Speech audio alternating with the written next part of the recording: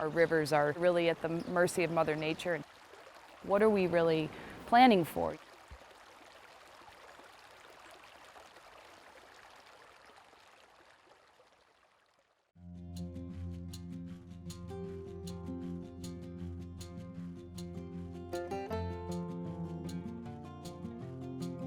Throughout the water year, these rivers are changing dynamically. Climate change impacts snow-fed river systems in the sense that we may be receiving less of our precipitation in the form of snow, so more of it is arriving as rain, and so of course that doesn't provide that storage that we need through the winter to provide water for later in the year. Of course, climate change throws a curveball in terms of the timing of when that melt starts. We're going to be seeing extreme drought followed by a really high flow year with large storm events, atmospheric river storm events, winter flooding, kind of this craziness. Since the flood, the river has changed a lot, and obviously because of the flood, the river changed totally.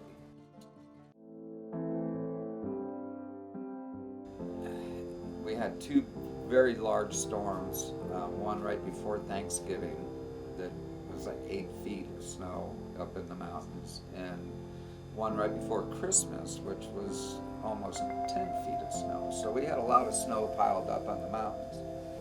And New Year's Eve, we were having a party, New Year's Eve party, and it started raining.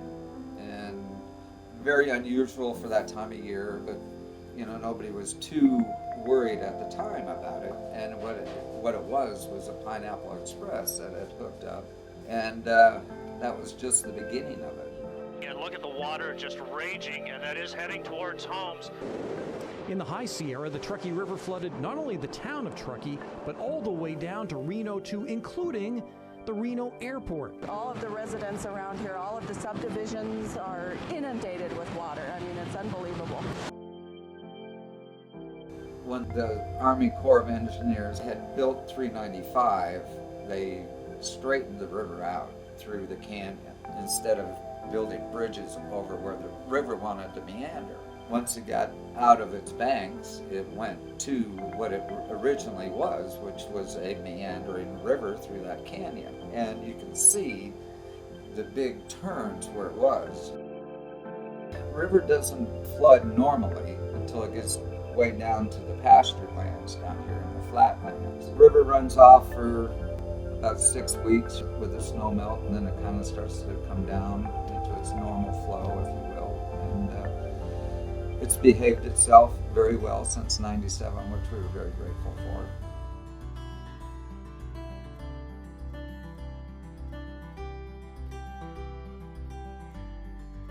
Something that is not always really obvious down here in the Carson Valley is the reality that this area is a floodplain and can be really wet.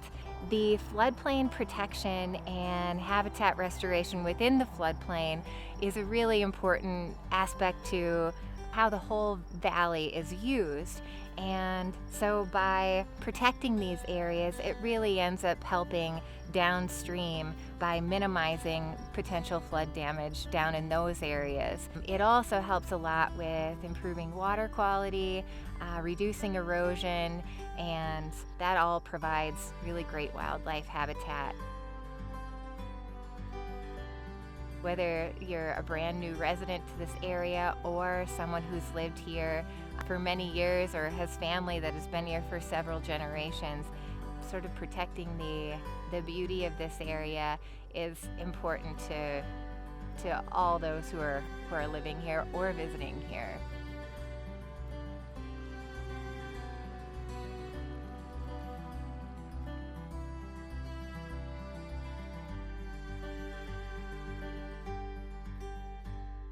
Awareness, and I think, you know, just educating themselves is really the most powerful thing individual people can do.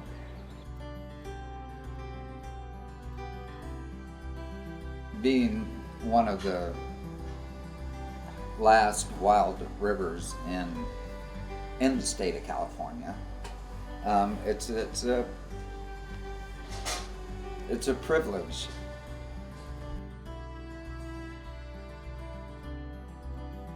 Water availability is very important. It is today, it has been in the past, and it certainly will be into the future.